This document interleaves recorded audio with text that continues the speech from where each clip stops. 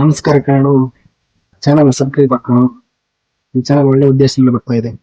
ಯಾಕಂದ್ರೆ ಈ ಚಾನಲ್ ಬರ್ತಾ ಇರೋದು ಬಡವರಿಗೆ ಸಹಾಯ ಮಾಡೋಕ್ಕೋಸ್ಕರ. ಇದರಲ್ಲಿ ಇದರಲ್ಲಿ ಬಂದಂತ ಹಣ ಎಲ್ಲ ಬಡವರಿಗೋಸ್ಕರ ಮೀಸಲಿರುತ್ತೆ. ಇದು ಮಾತ್ರ ಸತ್ಯ. ಮುಂದಿನ ದಿನಗಳಲ್ಲಿ ಈ ಚಾನಲ್ ಅಲ್ಲಿ ಬಂದ ಹಣವನ್ನು ಯಾವ ರೀತಿ ಯೂಸ್ ಆಗಿದೆ ಅಂತ ಎಲ್ಲ ಇದೇ ಯೂಟ್ಯೂಬ್ ಚಾನಲ್ ಬರುತ್ತೆ.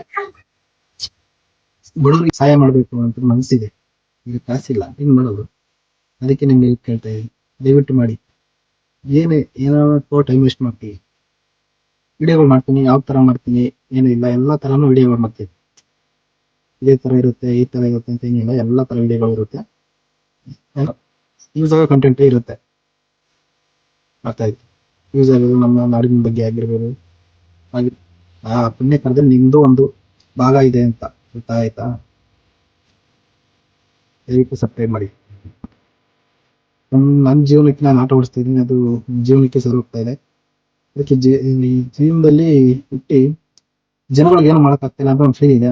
ಅದಕ್ಕೋಸ್ಕರ ಇದು ನಮಸ್ಕಾರ ಕನ್ನಡ ಅಂತ ಒಂದು ಯೂಟ್ಯೂಬ್ ಚಾನಲ್ ತಗೊಂಡಿದ್ದೀನಿ.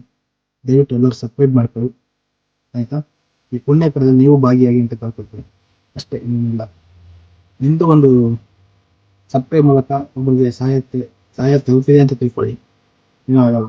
ಎಷ್ಟೊಂದು ಚಾನಲ್ನ ನಾವು ಸಬ್ಸ್ಕ್ರೈಬ್ ಮಾಡಿದ್ವಿ, ಏನಿಲ್ಲ, ನಾವು ಇಲ್ಲೇ ಇದೀವಿ, ಏನು ಮಾಡ್ತಾ ಇಲ್ಲ, ಆಯ್ತಾ? ಅವ್ರು ಚೆನ್ನಾಗಿ ಬೆಳೀತಾ ಇದ್ದಾರೆ.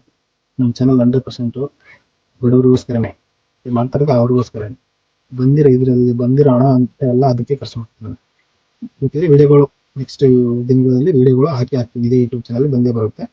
ನಿಮ್ಮ ಸಬ್ಸ್ಕ್ರೈಬ್ ಯಾವತ್ತು ಮೋಸ ಆಗಿಲ್ಲ, ವ್ಯರ್ಥ ಆಗಿಲ್ಲ ಅಂತ ನಿಮ್ಗೆ ಅನಿಸ್ಬೇಕು. ಆ ಥರ ಮಾಡಿ ತೋರಿಸ್ತೀನಿ. ಇದು ಮಾತ್ರ ಸತ್ಯ. ನಿಮ್ಮ ಫ್ರೆಂಡ್ಸ್ಗೂ ಎಲ್ಲರಿಗೂ ಶೇರ್ ಮಾಡಿ ದಯವಿಟ್ಟು. ನಮಸ್ಕಾರ.